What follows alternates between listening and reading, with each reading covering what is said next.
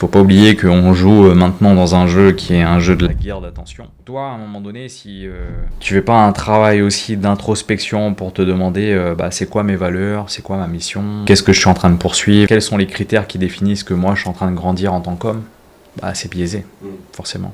La première mission d'un entrepreneur, c'est de régler des problèmes.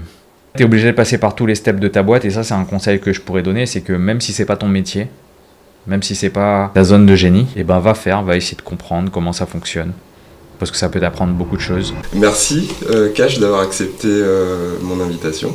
Merci à toi, je suis très honoré. C'est top. Dans tes premiers invités, en tout cas d'être là. C'est ça, deuxième pour être plus précis. Ok. Et donc je suis ravi parce que du coup tu es un des premiers à m'avoir fait confiance. Ok. Lorsque je me lançais dans la vidéo. Ouais.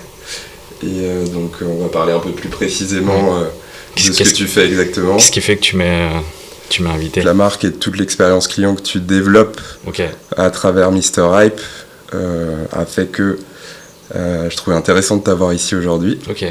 Donc on va en parler un peu plus en détail et puis notamment de ton parcours, de comment ça t'est venu à l'idée aussi de lancer cette marque. Voilà. Très bien. Et donc la première question c'est comment t'es venue l'idée de lancer des salons de coiffure et d'où c'est parti, est-ce que c'était ton premier business ? Ok. Direct dans le vif du sujet alors. Ok. Alors les salons de coiffure c'est la rencontre entre deux choses. La première chose c'est une mauvaise expérience. Sans vouloir, je vais essayer de pas citer de nom. Ouais, on va éviter, comme ça on va s'éviter les foudres. Il y a à peu près une quinzaine d'années, comme tout jeune qui a envie de prendre soin de soi, puisque à l'époque j'étais jeune, c'est plus trop le cas aujourd'hui, mais à l'époque j'étais jeune. Donc je vais me coiffer dans un barbershop dans l'est de l'île. Et en fait, le mec qui me coiffe à ce moment-là, que je ne connais pas du tout, va sortir du salon pour aller voir un de ses potes alors qu'il est en train de me coiffer. Okay. Et il ne revient que 10 minutes après, sans m'avoir donné aucune information. Ça existe encore J'imagine que ça existe, mais du coup, moi je me suis fait la promesse à partir de ce moment-là que, en fait, aucun réunionnais, aucun mec qui a un peu d'estime pour soi-même avait le droit de subir ça. Voilà. Et à partir de ce moment-là, j'ai commencé à germer l'idée de qu'est-ce qu'un bon service client ? C'est quoi le service client qu'on mérite à La Réunion et quel est le niveau de service client qu'on délivre à nos clients et finalement à quel point on respecte nos clients. Tu vois ? Donc ça a commencé de là, cette histoire-là. Donc c'était pour répondre à une mauvaise expérience. En fait, l'idée de départ, c'était pas de faire des salons de coiffure, c'était j'ai eu une mauvaise expérience client. Est-ce que cette mauvaise expérience-là est la norme qu'on va retrouver ici à La Réunion ou ailleurs dans le monde, etc. En voyageant un petit peu durant les 10 dernières années, je me suis rendu compte qu'il y avait des concepts vraiment qui mettaient l'accent sur le service client avant même la qualité technique. Et je me suis dit, mais c'est ça qu'il nous faut à La Réunion et qui n'existe pas encore. Et d'ailleurs, je rebondis sur ça, et c'est dans quel pays que tu as vu déjà les premiers concepts donc pour rappel, ton concept c'est salon de coiffure, mais pas que. Oui, alors nous on est plus sur un concept de grooming, c'est-à-dire tous les services autour de l'homme qui répondent à une problématique de j'ai besoin de prendre soin de moi en intégralité. Donc nous on a pensé ça comme si l'homme devait prendre soin de lui de la tête aux pieds. Okay. Donc en commençant par la tête, bien évidemment, les cheveux, la barbe, ta tenue vestimentaire. Donc on est plutôt un concept store qui va proposer aussi des vêtements. On a un shop vêtements. Okay. Les pieds, donc les baskets. Et puis un accessoire de mode qui s'est démocratisé durant ces 10 dernières années, qui est le tatouage. Voilà. D'accord. Et avec des petits services annexes comme le massage, les soins esthétiques par exemple. Ouais, c'est pour ça qu'on parle vraiment de grooming. En fait, le grooming, c'est tout ce qui va être soin. D'accord. Voilà, pas seulement la coiffure, mais vraiment le soin. Et donc pour revenir à ta question, où m'est venue cette idée-là, plutôt en voyageant en Europe, en métropole bien évidemment, dans les établissements un peu haut de gamme, principalement en Europe, je dirais. Et puis il y avait cette notion de concept store qui n'était pas encore arrivée à La Réunion, de se dire, dans un seul établissement, je peux mettre plusieurs choses.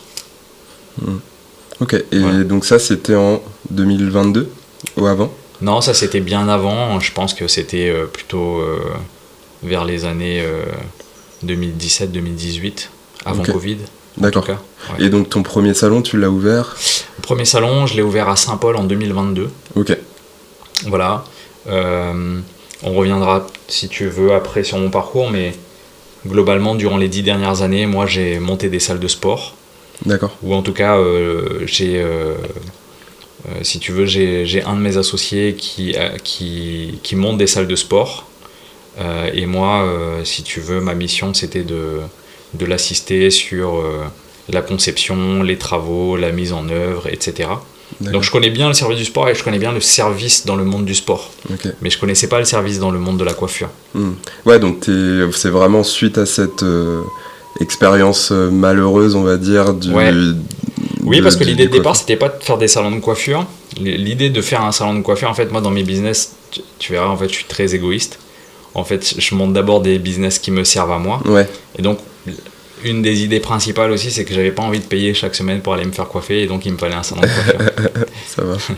C'est pour ça peut-être qu'on y reviendra, mais tu m'as parlé d'un projet de podcast. Oui, absolument. Peut-être qu'il va tomber à l'eau du coup, puisque tu as trouvé peut-être un endroit qui te permettra. Oui, mais ce serait aussi intéressant pour moi de t'inviter. Ouais. Justement, à participer. On en reparlera. D'ailleurs, j'ai besoin d'une coiffure. Là, ça fait longtemps que je suis pas allé chez coiffeur. Parfait. Ok. Et donc, tu me parlais des salles de sport, c'est intéressant, je savais pas que tu avais fait ça. Oui. C'est des salles qui aujourd'hui existent encore, ou c'était des salles indépendantes, ou c'était des salles Non, c'est des salles qui c'est des enseignes sous réseau de franchise qui existent ici. Alors, j'ai travaillé dans différents réseaux de franchise. Je vais pas citer les noms, mais globalement, c'est des concepts qui existent déjà dans le monde et qui arrivent à La Réunion. Et donc moi, mon métier, si tu veux, durant ces 10 dernières années, via une boîte de BTP que j'avais montée, c'est je vais trouver un lieu d'implantation, je vais négocier les conditions d'implantation avec le bailleur, par exemple. Je vais conceptualiser ou imaginer comment la salle doit être disposée. Je vais commander le matériel, je vais suivre les travaux, et puis ma mission, elle se termine une fois que la salle est terminée. Et livrée, d'accord. Ok, intéressant. Et aujourd'hui, cette activité-là, je m'en sépare un petit peu parce que vraiment là, j'ai mis le focus sur les salons de coiffure, et puis on développe de la formation aussi maintenant. D'accord. Voilà, dans l'aspect coiffure esthétique. Ok, donc tu formes des futurs coiffeurs ? À la fois des futurs coiffeurs. En fait, on a 2 angles. On a un angle B2C, donc pour les particuliers qui ont envie de devenir coiffeurs. Et aussi les salons de coiffure à délivrer une meilleure expérience client pour leurs clients. Éviter qu'ils se barrent en plein milieu de la coiffure pendant 10 minutes. Exactement, avec une mission qui est... j'explique à vos coiffeurs comment rendre vos clients heureux. D'accord. Donc essayer de rendre l'expérience du barbeur un peu plus premium que ce qu'elle a tendance à être. En fait, à déconstruire l'idée que le fait de bien coiffer est l'objectif principal du salon de coiffure. Nous, on s'est rendu compte que un client qui vient en salon de coiffure ne vient pas spécialement en priorité à chaque fois, juste avoir la bonne coupe, venir se faire coiffer et avoir la coupe exacte qui va te montrer sur la photo. Non, en fait, il y a d'autres objectifs qui peuvent coexister à ça, qui sont j'ai besoin de parler, je suis venu passer un moment de détente parce que j'ai, en tant qu'homme actif, des journées qui sont très intenses, et donc j'ai besoin de relâcher un peu cette pression, et c'est le lieu, moi, que j'ai trouvé pour venir relâcher la pression. Et ça, en fait, si tu viens pas offrir le service qui vient avec l'aspect technique, et bah tu peux pas faire vivre ça à tes clients. Et nous on s'est rendu compte d'une chose depuis ces 4 dernières années qu'on est dans ce milieu-là, c'est que en fait les hommes viennent chercher de la confiance aussi, parce qu'en fait quand t'as passé un bon moment, t'as pu parler de tes problèmes et que tu ressors plus beau, globalement t'as plus confiance en toi. Ouais. Tu vois, et ça c'est vraiment important, et je pense que c'est l'une des missions de Mr. Hype aussi, c'est comment je peux donner confiance aux hommes. Okay. Et in fine, comment je les rends heureux. Ok, c'est intéressant. Et du coup, est-ce que justement tu parles de la confiance des hommes, est-ce que tu trouves que dans notre société actuelle, les hommes ont tendance à avoir moins confiance en eux qu'il y a plusieurs années? Si jamais tu as des moyens de t'en souvenir, ou du moins moi en fait, parce que je te pose cette question là, parce que ça digresse un petit peu du sujet principal, mais pas tant. C'est que en fait on parle souvent de crise de la masculinité dans les temps modernes, on va dire, liés au fait que les hommes vont avoir moins moyen de développer en fait leur masculinité dans un monde qui est un petit peu métro boulot dodo. Ouais.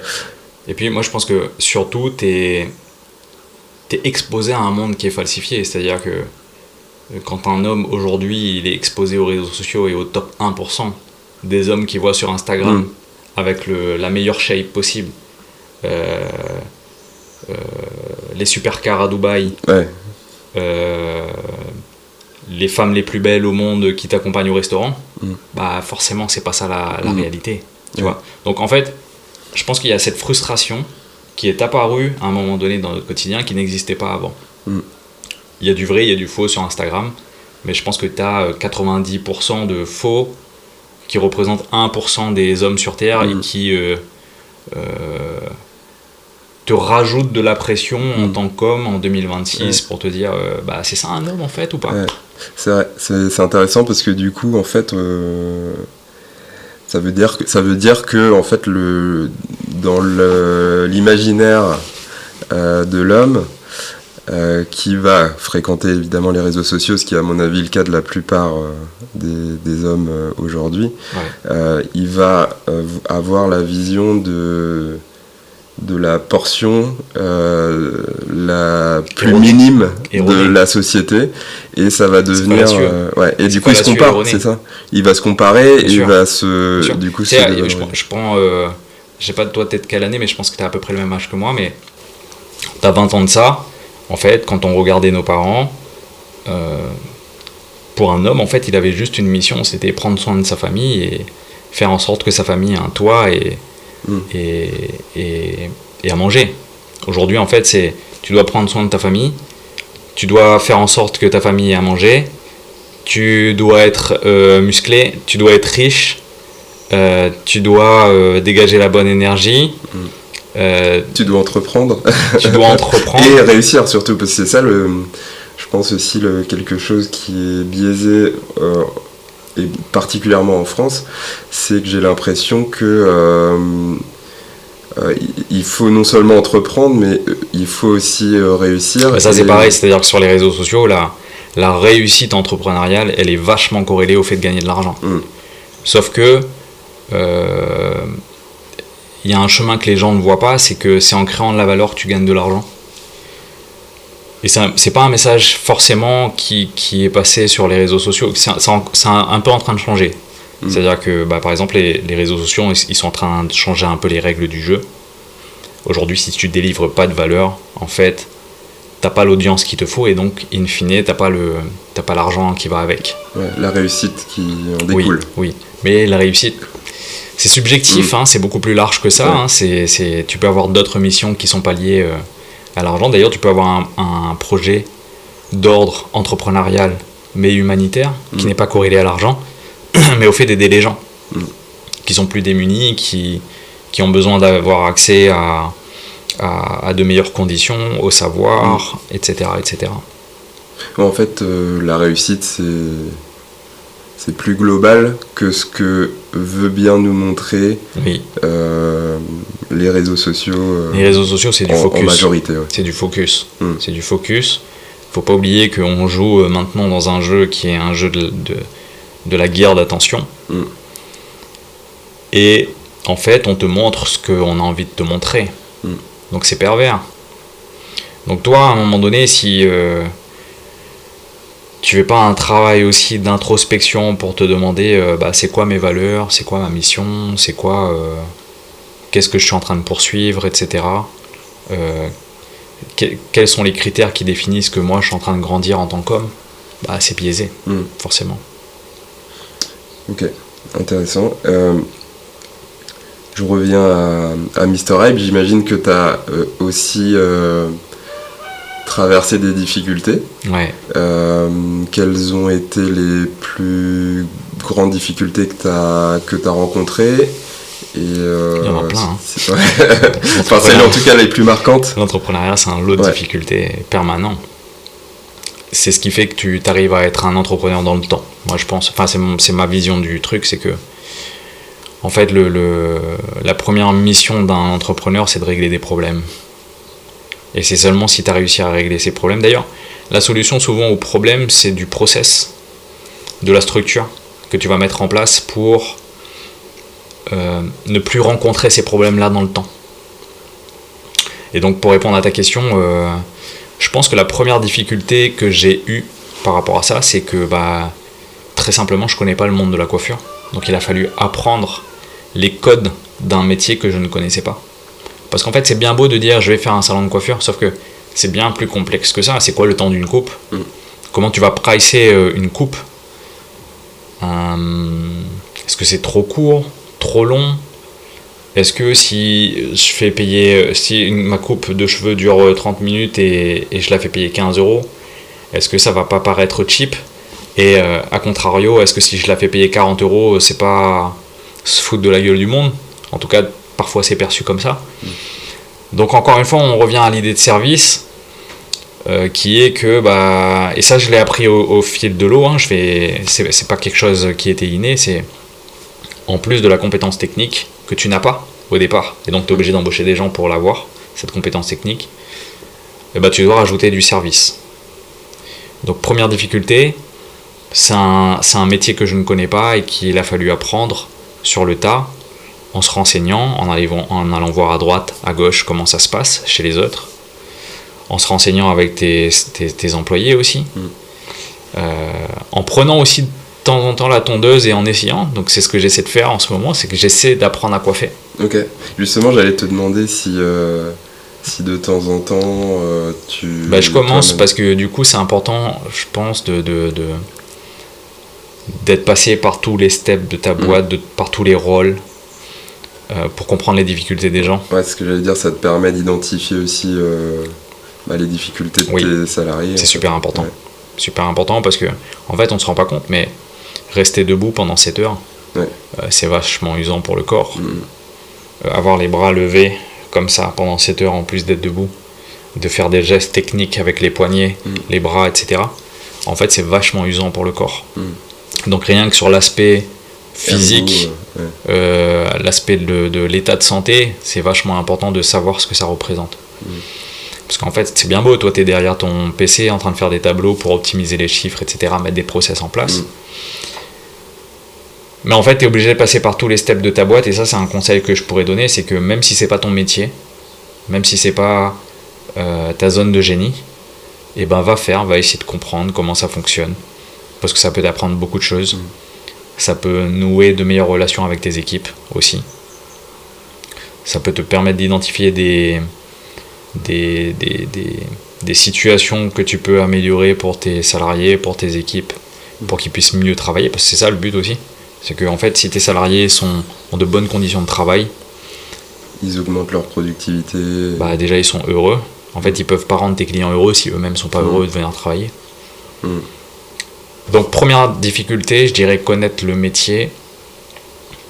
Seconde difficulté que j'ai eu à traverser, c'est Moi, alors, je sais pas si c'est une chance ou si c'est un désavantage de n'avoir fait que des boîtes de services plutôt de type artisanal, parce que j'avais une boîte de BTP aussi avant, où tu as besoin d'hommes qui maîtrisent la compétence technique pour pouvoir vendre ton service ou ton produit. Donc moi, je pense que c'est plutôt une chance, mais pour le coup, ça te demande d'embaucher des gens. Et ça, le recrutement, en fait, c'est, je pense, la partie la plus éprouvante en tant qu'entrepreneur. C'est intéressant, justement, je pense que c'était un des points que je voulais aborder, vu qu'on y vient. Ça fait aussi partie, j'imagine, des difficultés, c'est ce que tu allais dire. Oui. Lorsque tu n'es pas du métier, recruter les bonnes personnes et les personnes compétentes pour délivrer la qualité de service que tu souhaites. Aujourd'hui, comment tu sélectionnes tes collaborateurs est-ce que c'est difficile d'en trouver des suffisamment compétents?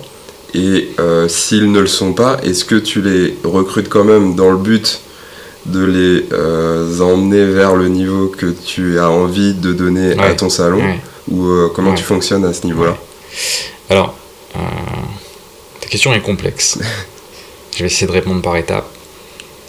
Je pense qu'il y a eu 2 steps en tout cas dans ce projet entrepreneurial-là d'approche du recrutement. Phase numéro 1, en fait, tu débutes ton projet et tu as un double enjeu qui est de convaincre les gens de là où tu veux aller dans ta tête. Et ça, c'est compliqué parce qu'en fait, tu n'as rien. Tu viens de lancer ta boîte, tu n'as pas de clients, tu as une structure qui est neuve, mais en fait, les gens sont pas cons. En fait, ils savent que durée de vie moyen d'un salon de coiffure à La Réunion, c'est, je pense, 2-3 ans. Il y en a beaucoup qui ferment au bout de 3 ans s'ils n'arrivent pas à passer ce step-là. Donc en fait, enjeu numéro 1, convaincre les gens. Et donc là, si t'as pas de vision, si t'as pas d'ambition dans le projet que tu es en train de présenter aux gens, compliqué. Donc première difficulté, et après, deuxième difficulté dans les débuts du recrutement, c'est que, encore une fois, tu connais pas le métier. Donc en fait, n'importe qui peut te raconter sa sauce. Donc ça, c'était compliqué au départ. Donc bien évidemment, t'as pas le choix que de faire confiance, puisque les gens te font confiance. Parfois ça marche, et ça fait des belles aventures humaines, et parfois ça marche pas, et après donc on se sépare. Donc ça, je dirais, c'est première approche de recrutement. Et après, quand ta boîte elle commence à grandir, que tu commences à avoir des clients, tu commences à avoir un nom entre guillemets en toute humilité qui commence à être reconnu, et ben là t'as ce qu'on appelle la marque employeur, où les gens te connaissent pour ce que tu proposes aux clients, mais aux salariés aussi.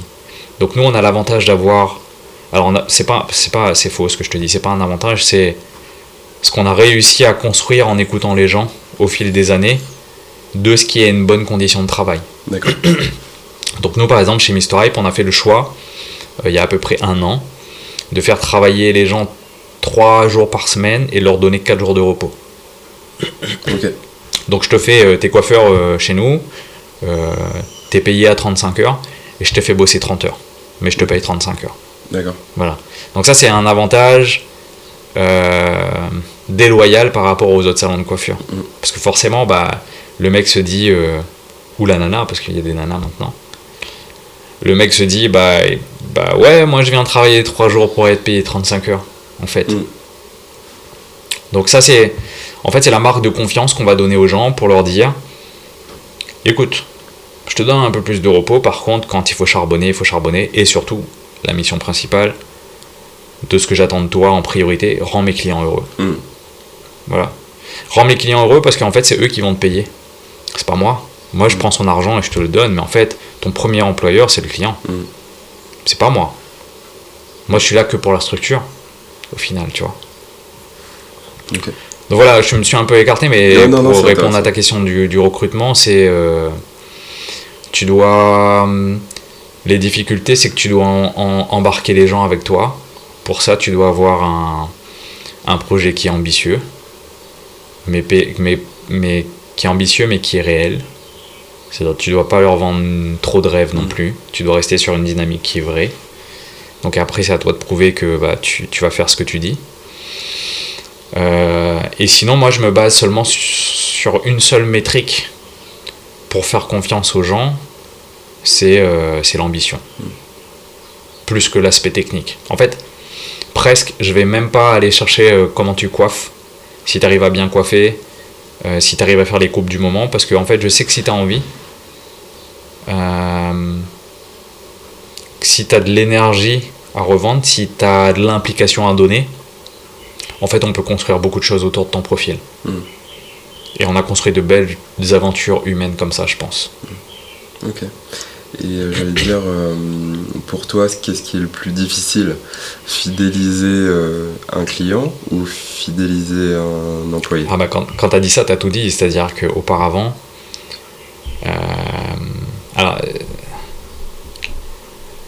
ça met en évidence un paradigme qui n'existait pas avant ça.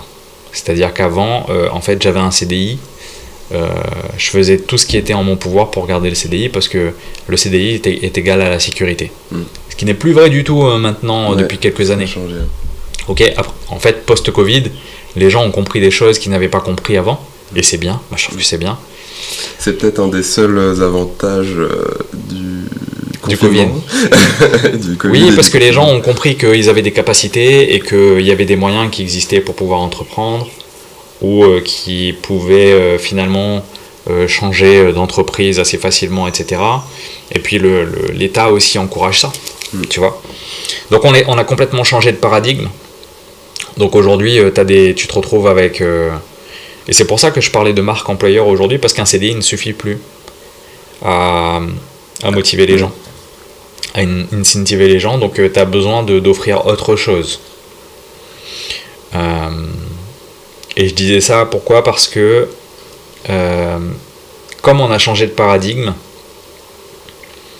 et ben les gens peuvent, si t'es pas loyal, si tu proposes pas les bonnes conditions de travail, si t'embarques pas les gens avec toi dans un projet qui est ambitieux, et ben les gens peuvent t'abandonner du jour au lendemain. Et je rappelle plus de ta question. C'était au niveau de la fidélisation. Oui. Justement. Voilà, c'est pour ça que je te disais ça, c'est parce qu'aujourd'hui, tu as un double travail effectivement de fidéliser à la fois tes clients, mais à la fois tes salariés.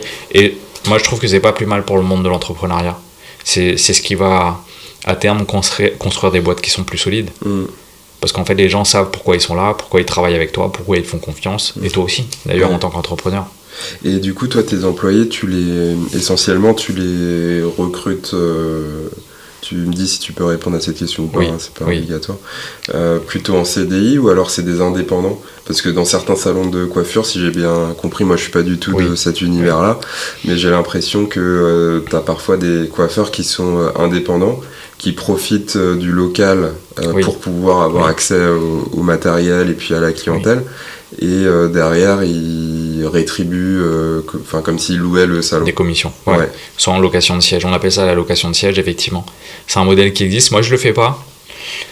Pourquoi? Parce que je trouve que c'est plus difficile d'embarquer les gens dans des objectifs. Okay, nous, on a un objectif qui est simple, qui est rendre le client heureux. Et quand tu travailles avec des indépendants qui sont là et qui connaissent le métier depuis quelques années et qui sont pas dans ta boîte avec toi, c'est difficile de faire ça. Donc chez moi, tout le monde est salarié. J'ai pas d'indépendants. Il m'arrive de temps en temps de prendre des indépendants sur d'autres domaines qui sont annexes à la coiffure. Tu vois, par exemple, les tresses, l'esthétique, le massage, etc. Mais sinon, pour ce qui est de le cœur de notre métier, la coiffure, non, tout le monde est salarié chez nous.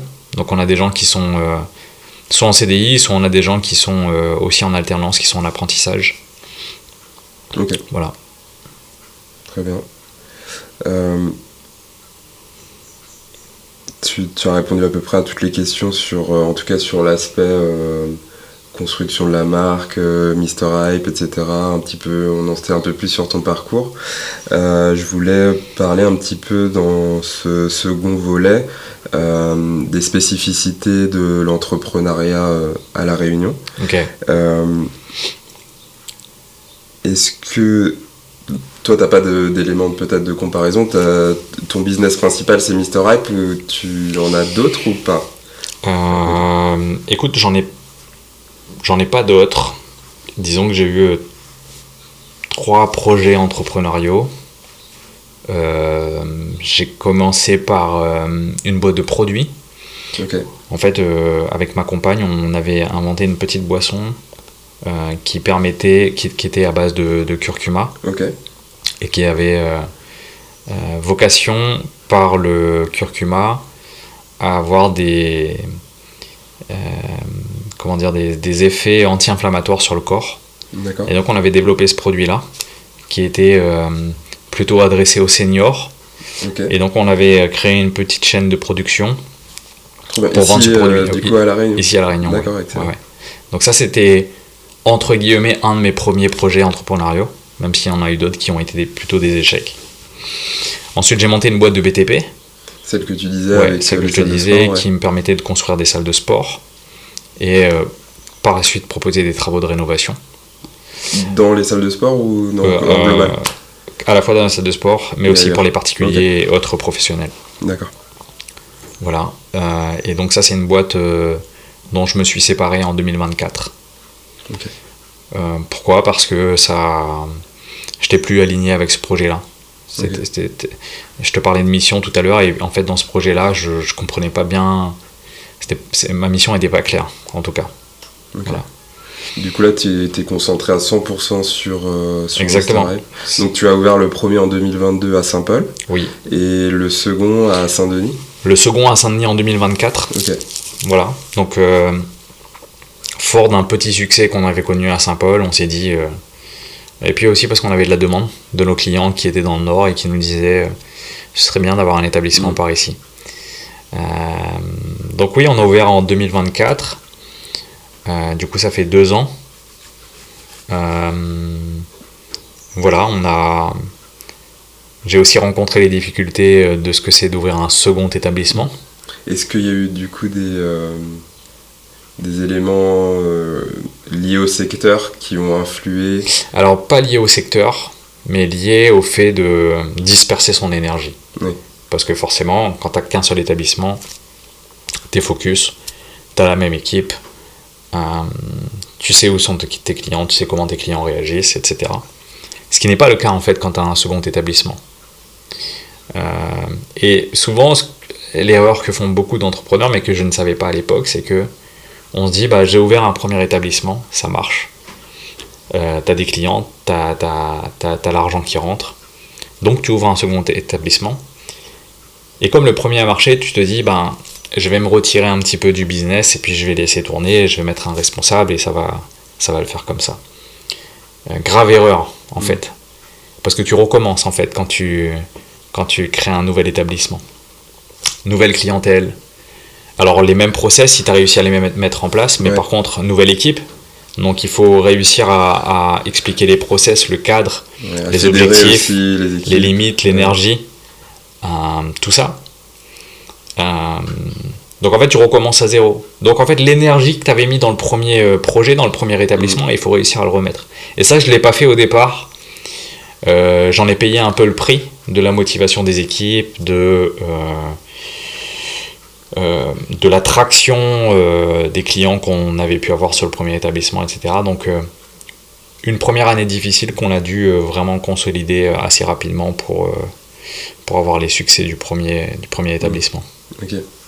Et donc si tu devais donner un conseil à quelqu'un qui a déjà du succès sur un premier établissement, tu lui conseillerais tout de même de tenter d'ouvrir un second, ou alors... En fait, si ton premier établissement il fonctionne, en fait, c'est ça. C'est le signal que ton premier établissement il fonctionne, c'est qu'il est capable de tourner sans toi pendant 3 mois, je pense. Ok. Voilà, ça veut dire que tu as mis des process en place, peut-être que tu as mis une personne qui est capable de gérer, les gens connaissent leur rôle et connaissent ton rôle aussi. Et quand tu vas ouvrir ton second établissement, tu vas être 100% focus présent physiquement avec tes équipes, à rencontrer les gens, les nouveaux clients, à travailler sur l'attraction, la publicité, etc. C'est vraiment important. Comme un lancement en fait. Comme un lancement. Comme si le premier n'existait pas. Dans ta tête, tu dois repartir de zéro. D'accord. Voilà. Même si la marque existe, même si les gens te connaissent, tu dois faire preuve vraiment de beaucoup d'humilité pour te dire je recommence à zéro. C'est ça aussi le piège, c'est de te dire ok, j'ai créé un salon qui est beau, j'ai essayé de construire une marque autour d'un salon, les gens connaissent la marque, ça va fonctionner. Bah non, ça marche pas comme ça en fait. Peut-être que tu en as 10, j'en suis pas encore là, mais en tout cas pour le deuxième établissement, il faut recommencer à zéro. Ouais. Et quel rôle les réseaux sociaux ont-ils joué pour ta marque? Ouais. Comment tu as développé ton positionnement sur les réseaux? Comment est-ce que tu as fait en fait pour entre guillemets imposer Mr Hype comme étant la référence en grooming et en salon de coiffure premium à La Réunion? Et comment est-ce que tu l'as travaillé Je pense que les réseaux sociaux jouent un rôle très important là-dedans. En fait, c'est ta passerelle entre ton savoir-faire, ce que tu es capable de faire, les difficultés, les problématiques de ton quotidien, la mission que tu as envie d'accomplir. En fait, les réseaux sociaux, c'est la passerelle directe jusqu'à ton client. Ou avant, c'était un peu plus compliqué parce que les modèles de communication n'étaient pas aussi directs. Et donc là, tu as un moyen qui est de juste prendre ton téléphone, de montrer ce que tu es capable de faire et de le mettre en ligne, et en fait, tes clients les voient. Donc oui, il y a un rôle vachement important. Je pense qu'on a dû capter, 20-30% de notre clientèle rien qu'avec les réseaux sociaux. Donc en fait, si on n'avait pas les réseaux sociaux aujourd'hui, soit on aurait dépensé beaucoup plus d'argent dans d'autres canaux de communication, d'acquisition, ou soit simplement on n'aurait pas autant de clients. Et à La Réunion, il y a... vu que c'est insulaire, il y a une forte dimension du bouche à oreille, j'imagine. Oui. Et pour toi, si tu devais à peu près évaluer, est-ce que aujourd'hui, ce qui te ramène le plus de clients, c'est les recommandations en bouche à oreille ou plutôt ta communication sur... en fait, je pense qu'il y a deux choses importantes. Première chose importante à La Réunion, c'est que ton établissement, ta boîte, ton entreprise, elle va vachement fonctionner en rapport à la réputation que tu as. Et donc la réputation, c'est la réalité entre ce que tu montres, la valeur perçue, et la valeur réelle que tu es capable de dégager en salon. C'est ça qui construit ta réputation. Et donc si tu as une bonne réputation, forcément, fatalement, par le bouche à oreille, en fait, ta réputation, elle va s'éparpiller un petit peu partout et les gens vont revenir Donc beaucoup de gens nous disent on a entendu parler de Mr Hype en bien, donc on vient. Peut-être qu'on a eu des mauvaises expériences avant, donc on nous a recommandé votre salon. Beaucoup de gens nous disent on nous a recommandé votre salon, donc on est venu.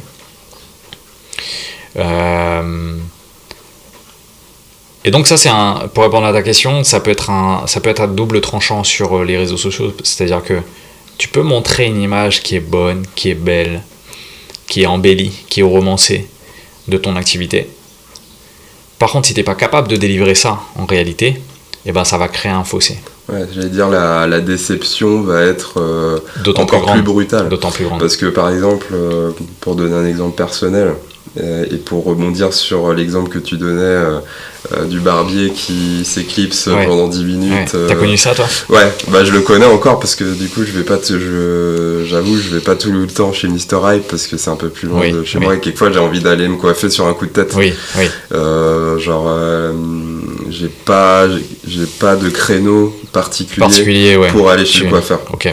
Et je sais que quand je vais chez toi, c'est déjà j'ai au moins 1 heure devant moi, il faut que j'aille faire la route et donc c'est une vraie expérience et c'est exactement ce que mon avis toi tu recherches aussi chez tes clients les gens viennent prendre soin de soi et ils prennent rendez-vous. Et ils prennent rendez-vous. Ouais. C'est vrai qu'on propose pas du sans rendez-vous. Ouais. C'est un choix qu'on a fait. Du coup, moi, quelquefois, je prends mon scooter, je fais le tour de la possession. Celui-là, il est fermé. Celui-là, il y a trop de monde. Je vais là, tu vois. Ouais. Et donc, parfois, le barbier, il fait son taf, mais il va répondre au téléphone, il discute, il discute pas avec toi. Souvent, parce qu'il doit travailler à la chaîne, il a pas le temps. Ouais, c'est ça. Ou alors il discute avec ses collègues, mais en fait, comme tu disais, quelquefois tu vas chez le coiffeur pour aussi l'expérience que tu peux avoir et puis les échanges que tu peux avoir. Mais ça, c'est parce que les gens n'ont pas de mission vis-à-vis de leurs clients. Oui. Je te prends un exemple. Nous, on a 2 missions. 1, que les gens aient confiance en eux. 2, que les gens soient heureux. Donc en fait, si tu repenses pas l'expérience client de l'arrivée au salon jusqu'à son départ et après ce qu'il peut voir sur les réseaux sociaux, en fait, tu peux pas répondre à ces 2 objectifs-là. En fait, si je me mets à ta place et que j'arrive au salon, que 1, je sais pas avec qui je vais me coiffer. 2, combien de temps je vais attendre? Parce qu'il y a ça aussi dans beaucoup de salons, c'est t'attends sur un banc et en fait, au petit bonheur la chance, peut-être qu'on va m'appeler. Quelquefois, tu passes plus de temps à attendre qu'à te faire coiffer. Et ça, c'est moi, pour revenir à mon expérience, moi, j'ai la chance de pas avoir d'impératif en règle générale quand je suis... mais pour quelqu'un qui travaille, qui a des horaires à... En fait, t'arrives dans un nouveau salon, tu dois attendre et tu sais pas avec qui tu passes, t'es un peu stressé. Ouais. En plus, tu vois, il y a les 3 coiffeurs et tu vois tu surveilles les résultats et tu te dis... j'espère que je vais passer avec lui. J'espère que je vais passer avec lui. Et quelquefois, tu laisses l'autre qui arrive après. Et en plus, tu surveilles les gens qui sont là pour savoir est-ce que c'est à ton tour ou pas, est-ce qui est arrivé avant. C'est un bordel. Et quelquefois, ça te met. T'as pas envie de créer de tension parce que tu te dis. En fait, lui, est-ce qu'il était là avant? Il n'a pas redit bonjour. Donc peut-être qu'il est juste allé chercher une boisson. Et qu'il était là avant. Mais je crois pour toi, moi j'ai connu les salons où t'as un ticket carrément. Ah ouais, comme. T'as un ticket, avec un numéro, etc. Ça, c'est... Bon, après, chacun sa manière de fonctionner, mais du coup, c'est ça aussi que tu retrouves dans le prix chez nous. C'est qu'on t'enlève ce début de mauvaise expérience de. Je sais pas avec qui, je sais pas dans combien de temps, je sais pas à quelle sauce je vais être mangé. Et je rebondis, c'est là où je voulais en venir tout à l'heure. Tu parlais de gap entre expérience vécue et expérience perçue via les réseaux. Vous êtes en phase, mais du coup, pour les autres coiffeurs, moi je sais très bien quand je vais dans ces endroits-là que toute cette mauvaise expérience fait partie de l'expérience aussi. Et du coup, j'ai pas de déception. Moi, j'arrive, ma coiffure est un peu ratée. Je me dis, j'ai payé 15 balles. C'est dommage. Oui, bien sûr, c'est dommage. Et c'est ça qu'on explique aux gens aussi, c'est que choisissez des établissements qui vous ressemblent. Ok. Tu vois, là, on est en podcast. Toi, Julien, t'as un super setup, c'est propre. C'est clean chez toi, en fait c'est ça ton image, tu vois. Faudrait que j'aille chez Mr. Hype plus souvent. T'irais pas dans un endroit qui est pas à la hauteur de comment tu veux prendre soin de toi. C'est ça qu'on explique aux gens, et c'est ça qu'il y a dans le prix aussi. C'est un peu plus cher, mais t'as pas d'attente. On va prendre le temps de faire un bon diagnostic avec toi. On va apprendre à te connaître.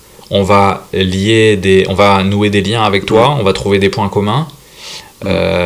On va prendre un peu plus de temps, on aura moins de clients, mais on va prendre un peu plus de temps avec toi. Et on peut choisir son coiffeur aussi sur la réservation. On peut choisir un coiffeur, mais 90% de nos clients rechoisissent les mêmes coiffeurs parce que justement, on crée cette relation-là entre le coiffeur et le client. C'est vraiment important. Tout à fait. Ok, intéressant du coup sur cette partie-là, mais j'ai juste une dernière question par rapport aux spécificités réunionnaises. Si tu devais donner un conseil à quelqu'un qui veut lancer un business, mais peu importe dans quel domaine à La Réunion, quels seraient tes 3 principaux conseils d'après ton expérience? Alors, si c'est une boîte de service, allez voir ce qui se passe ailleurs, ramenez-le à La Réunion. Allez dans des pays anglo-saxons, allez voir le niveau de service, payez cher des services, essayez d'imiter la même chose et de les ramener ici. Vraiment important. Moi, c'est ce que j'ai fait. tu vois, quand tu payes. Et en fait, les gens comprendront à La Réunion, parce qu'en fait, on est un peu complexé par le prix ici, un peu plus qu'en métropole d'ailleurs. On a un espèce de rapport d'infériorité qui nous dit non, je peux pas faire payer ça, je vaux pas ça, tu vois. Et ça, c'est une difficulté qu'on rencontre avec les coiffeurs aussi, qui ont du mal à faire payer un tarif des fois. Parce qu'en fait, ils n'ont pas été habitués à ça. Ils ont été habitués à la coupe, des fois même la coupe à 5 euros, Ah oui. à 10 euros, Ok. à 15 euros. Ouais. Mais forcément, en fait, s'il n'y a pas de service, c'est le prix de ta coupe. Donc allez voir ce qui se passe ailleurs, je dirais. Deuxième conseil, c'est mettez-vous à la place du client. Vivez, et ça, c'est pour ça que je dis allez voir ailleurs ce qui se passe, payez la prestation très très cher, vivez l'expérience client pour comprendre qu'est-ce qui vous a fait du bien dans cette expérience client.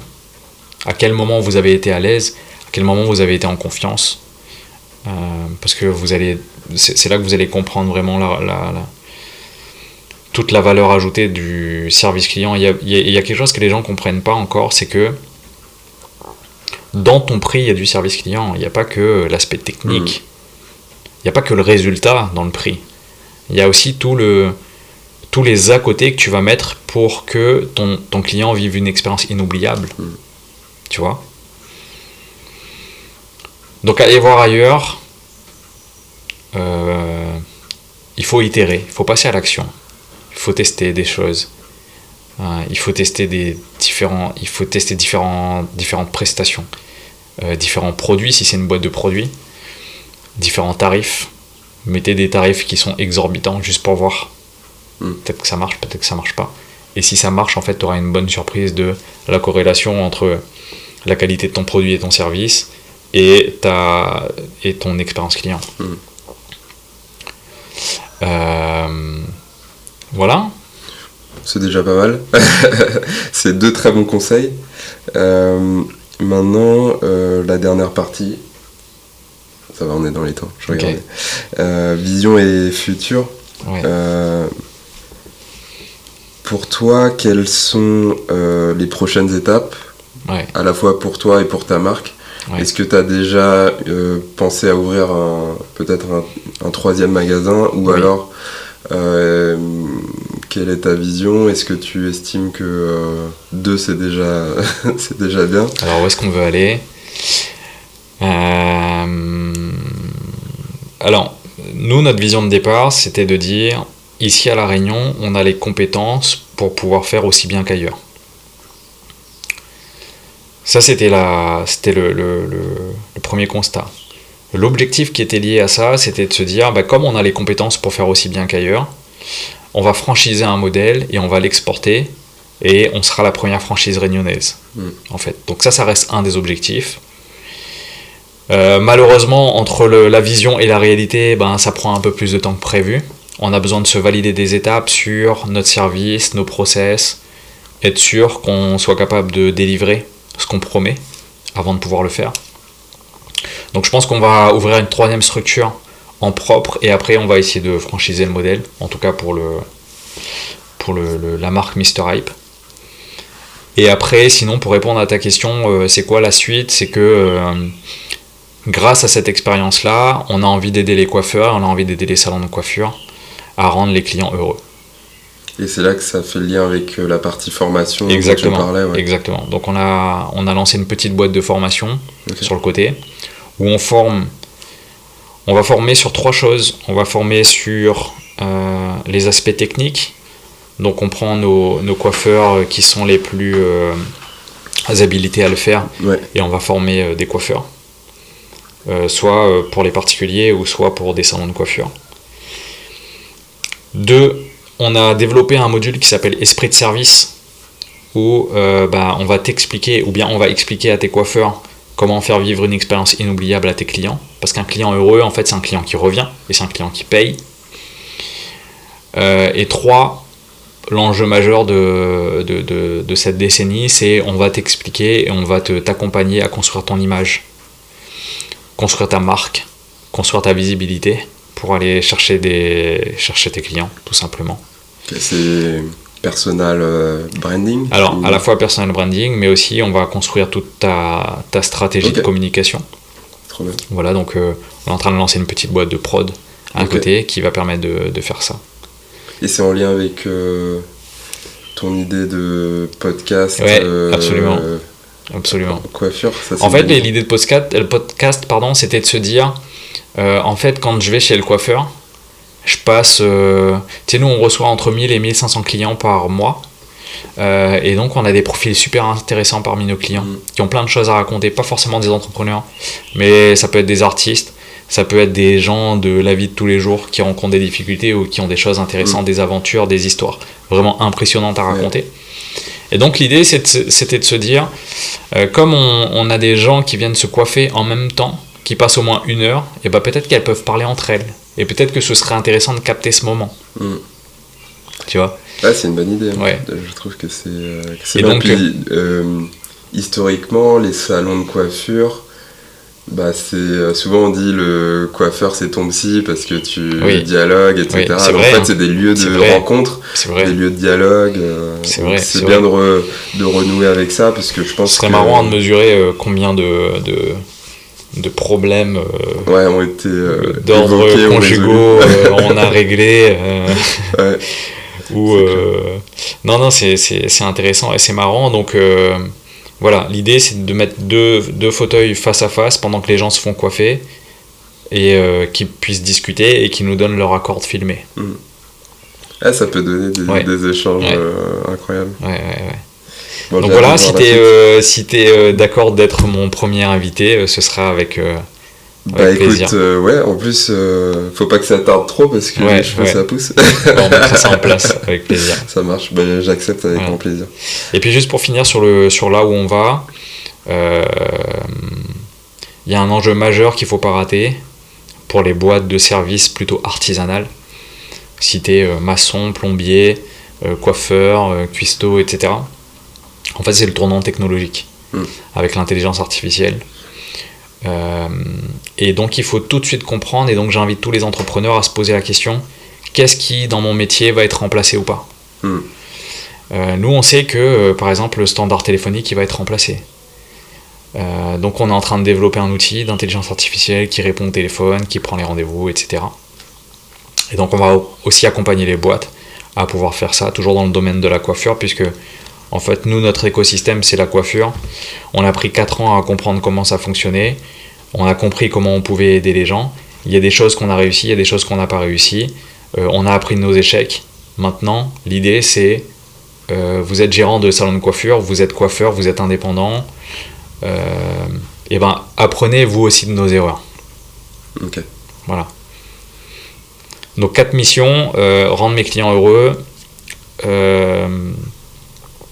mieux travailler, mieux communiquer, me rendre visible, attirer des clients et déléguer par l'intelligence artificielle tout ce qui ne représente pas ma zone de génie. Okay. Donc je suis coiffeur, la seule chose que je devrais faire c'est coiffer et lier une bonne relation avec mon client. Donc chez nous par exemple, chez Mr. Hype, on a enlevé tous les à côté. Un coiffeur chez nous ne répond pas au téléphone par exemple. Ok. Qui est pas plus mal puisque justement on a délocalisé la partie standard téléphonique parce que du coup ce que j'expliquais dans mes mauvaises expériences c'est aussi quand tu es chez le coiffeur et que toutes les 5 minutes il décroche il répond du coup il arrête son mouvement en cours et donc là il sait même plus trop où il en était sur ton dégradé. Alors nous on dit que tu sors de ta bulle et en fait une fois que tu as éclaté la bulle avec ton client c'est fini. Tu dois recréer le truc, donc c'est fini. Donc, on essaie d'éviter ça absolument. Pour ça, il faut enlever tous les à côté, le téléphone. C'est pareil, si tu es coiffeur et que tu n'as pas de plateforme de réservation en ligne, tu passes à côté de quelque chose parce que tu peux réduire tes appels de 50% parce qu'il faut éduquer les gens à prendre rendez-vous en ligne directement. Ouais. D'ailleurs, c'est très pratique puisque moi je le fais aussi quand je vais chez Mr. Hype et ça évite justement de passer un coup de fil, de pas trop être sûr si le gars a bien pris ta réservation. La majorité des hommes ils prennent rendez-vous entre 23h et 1h du matin. Tu savais ça ou pas ? Non, entre 22h et 1h du matin. Ouais. Donc ceux qui n'ont pas de réservation en ligne, ils ratent un grand nombre de réservations potentielles. Pourquoi ? Parce que tu es sur les réseaux sociaux, tac, tu vois des trucs passer. Ah bah oui, c'est vrai, il faudrait que j'aille chez le coiffeur. Ok, bah je vais aller sur la plateforme de réservation. Ok, ça je sais pas. Ouais. Donc c'est ça aussi l'enjeu du service client, c'est d'aller éliminer toute la friction qu'il y a pour pouvoir prendre un rendez-vous, arriver jusqu'à chez toi. Ouais. Donc dans toute l'étape de l'expérience client, je prends rendez-vous, j'arrive chez toi, est-ce que c'est simple de se garer ? Ça c'est un problème qu'on n'a pas encore résolu mais qu'il faut qu'on résolve. J'arrive chez toi, je sais dans combien de temps et avec qui je vais passer, parce que j'ai pris rendez-vous, parce qu'en général nous au maximum on a 10, allez, des fois 15 minutes de temps d'attente. Ouais. Est-ce que je sais où est-ce que je vais pouvoir attendre en attendant de me faire coiffer ? Est-ce qu'il y a quelque chose qui rend mon attente agréable ? Un café, un truc, une parole, une ambiance musicale, de la clim, shop de vêtements. Un shop de vêtements, des gens avec qui discuter, etc. Est-ce que quand je m'assois avec mon coiffeur, je sais exactement combien de temps ça va durer, si j'ai un rendez-vous professionnel ou quoi après ? Donc tout ça, ça participe à l'expérience client. C'est vraiment important. Ok, top. Si tu devais donner un conseil au cash du tout début, quel serait-il ? J'ai jamais réfléchi à cette question. Je dirais... je lui dirais plein de choses. Je dirais plein de choses. Si tu devais garder une seule chose... Une seule chose, n'attends rien de personne et fonce, quoi. Fonce parce que on a trop tendance à attendre des validations extérieures pour pouvoir passer à l'action, et ça te fait perdre énormément de temps, alors que les capacités, elles sont là. Et il y a une vérité qui est absolument vraie, c'est que c'est seulement en passant à l'action que tu fais des erreurs, et c'est seulement en faisant des erreurs que tu apprends. Donc si tu passes pas à l'action, tu n'auras pas fait d'erreur en fait. Et puis plus tôt tu passes à l'action, plus tôt tu fais les erreurs et plus vite tu les corriges. C'est ça. Le temps est limité. C'est ça. Et effectivement, moi je pense que c'est un des conseils que je me serais donné aussi, en tout cas dans le monde de l'entrepreneuriat. Il y a beaucoup trop de gens, je pense, qui vont s'empêcher de faire des choses par manque de confiance, alors que juste démarrer, ça leur permet déjà d'avancer dans leur projet. Et de... Toi tu dirais quoi au Julien il y a 10 ans ? Parce que pareil, je lui dirais plein de choses.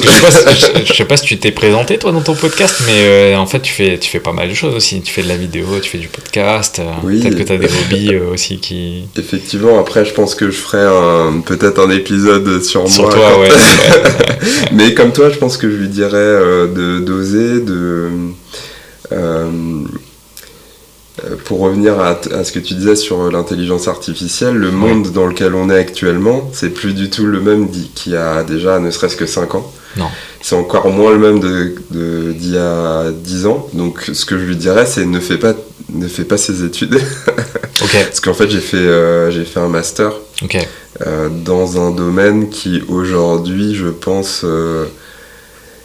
est devenu presque obsolète. En fait, ce que j'ai appris il y a 10 ans dans mes études, en fait, ne me sert plus, ou du moins... C'était un master de quoi ? En communication et un petit peu axé business, mais vraiment très axé communication. Donc en fait, le monde de la communication a évolué. Aujourd'hui, plus rien n'est un secret... en tout cas dans ce domaine-là. Il n'y a plus de secret bien gardé. Exactement, et donc en fait la plus-value d'avoir fait ces études-là, elle est plus du tout valable, et du coup moi j'ai l'impression d'avoir perdu quelques années qui auraient été des années charnières pour le lancement de l'entrepreneuriat.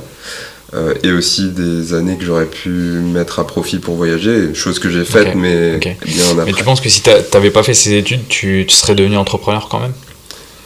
Certainement, je pense, parce que... Tu penses qu'on est entrepreneur ?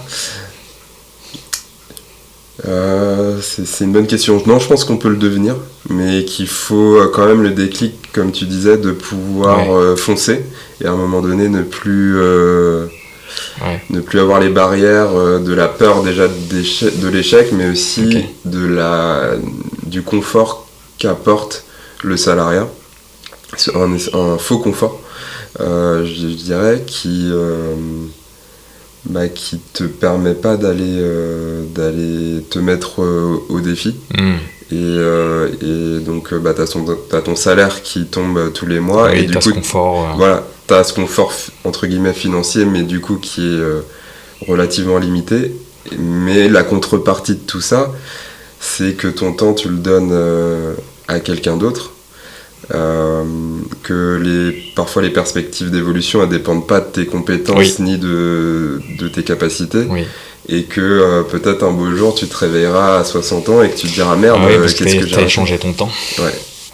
Donc voilà, donc tu penses qu'on peut le devenir?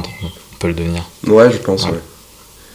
Je pense, parce que du coup moi justement en ayant fait toutes ces études, mon rêve c'était d'être embauché dans un grand groupe, et à aucun moment je me suis dit je peux devenir indépendant. Je me suis pas trop, c'était pas du tout. Mais moi je pense que c'est une erreur c'est un biais cognitif qui vient nous biaiser, de nous dire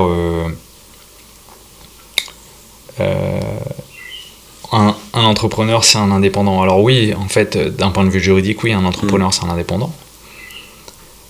Mais moi, de mon point de vue, en tout cas, un entrepreneur c'est quelqu'un qui est entreprenant. Tu vois. Par exemple, j'ai pas dans mon cercle familial ou d'amis, j'ai pas de entre guillemets d'entrepreneurs. Par contre, je n'ai que des gens entreprenants.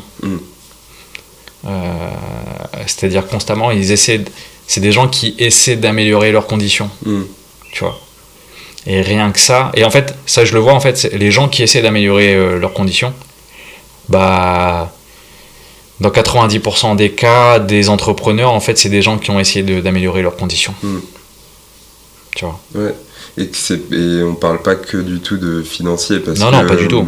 Moi, par exemple, pour revenir sur l'aspect salarié, etc., moi c'était aussi pour ma santé mentale que j'ai dû entre guillemets me dire qu'à un moment donné il fallait sortir de l'enfer salarial, de se lever. T'étais dans quel domaine? Pétrolier. Je j'étais commercial dans le domaine pétrolier.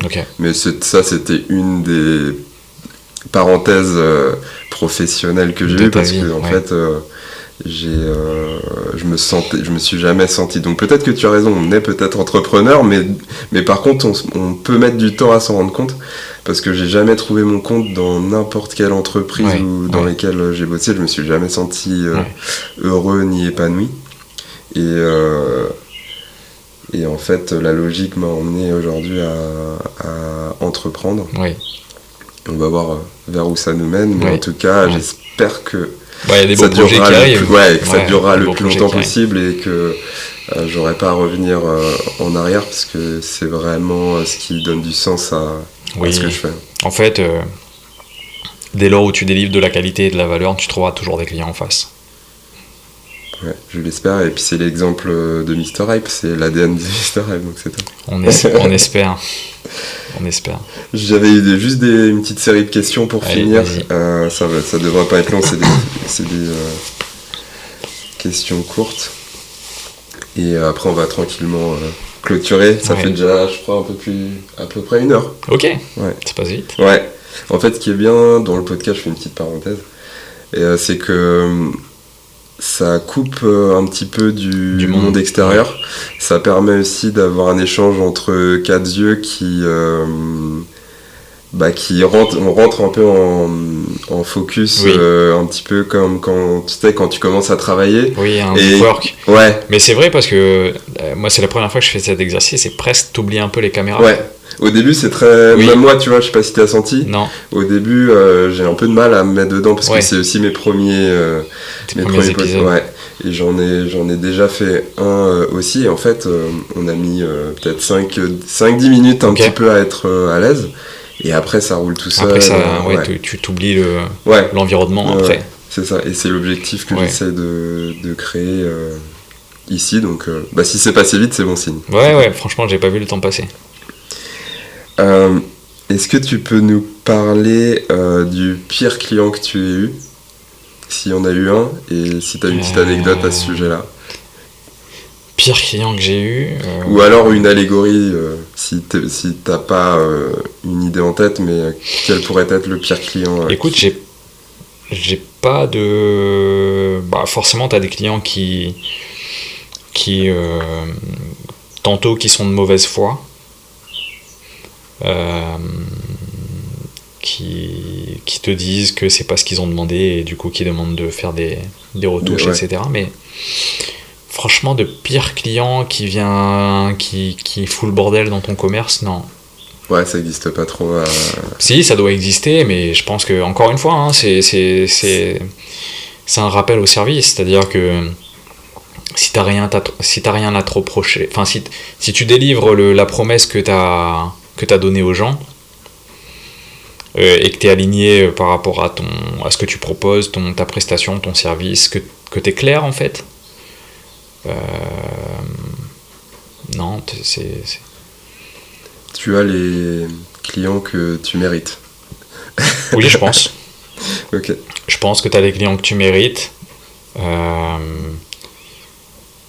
Et surtout, t'as pas les clients que tu as décidé de ne pas avoir. Par différentes stratégies de communication, de prix, de comment tu as envie de te situer en termes de service. Okay. En fait, naturellement, tu as une espèce de sélection naturelle par le prix et les services. Okay. Tu vois, un gars qui a l'habitude de payer sa coupe 10 €, peut-être qu'en étant bien considéré comme ça, en fait, il viendra pas chez nous aussi. Il y a des gens aussi qui nous disent c'est trop cher. C'est ok. En fait, c'est juste pas pour toi. Ok. On paye le prix de ce qu'on pense mériter aussi. Tu vois. Je pense pas que le mec qui va payer sa Porsche, il va se dire c'est trop cher. Parce que lui, il sait qu'il mérite une Porsche, tu vois. C'est pareil pour ta coupe de cheveux. En fait, tu vas payer le prix que tu penses mériter. Enfin, tu vas payer le prix avec le service et la manière dont on te traite que tu penses mériter. Oui. C'est un peu complexe, mais c'est comme ça qu'on... Mais c'est surtout...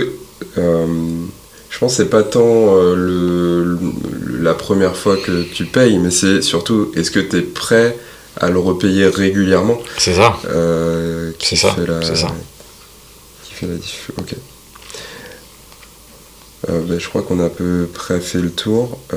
Juste une dernière demande, c'est pas vraiment une question. Okay. C'est est-ce que tu aurais quelqu'un à me conseiller? Okay. Je pense que je vais poser cette question à chaque invité. Chaque invité, je vais essayer de pas oublier.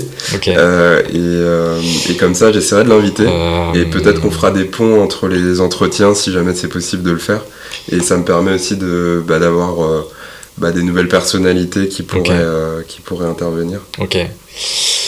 Je t'avais dit un peu en off, moi j'ai beaucoup de gens à te recommander.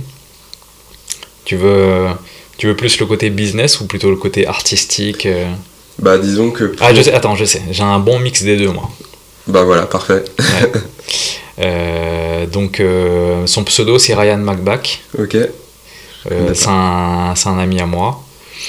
Et qui joue sur plein de terrains différents. C'est un profil qui est difficile à cerner. Qui peut être à la fois très sportif, qui est... et tu verras, c'est une autre approche de l'entrepreneuriat. Ok. Parce qu'il peut être entrepreneuriat artiste, il peut être... en fait, c'est quelqu'un qui est... ce que je te disais tout à l'heure, qui est très entreprenant dans tout ce qu'il fait et qui touche à énormément de choses. Ok. Voilà. Tu m'as dit Ryan. Donc, Ryan McBack, je te donnerai ses coordonnées. Okay. Avec plaisir. Moi, je te dirais, pour réussir en entrepreneuriat, il faut être 100% focus sur un projet à un moment donné pour que ça réussisse. Ouais. Et lui, c'est l'exception qui confirme la règle que tu peux faire l'inverse. D'accord. Voilà. Ne m'en dis pas plus, du coup, je Je vais le contacter et puis Ouais. ce sera peut-être le prochain invité Ouais, de ok. TIH Podcast. Merci beaucoup. Ce serait marrant que tu l'invites avant qu'on publie le moment où je dis ça. Ouais, carrément. Bah, on va essayer, ouais. Ça marche. Merci à Cash. toi. Ouais, merci beaucoup. À bientôt.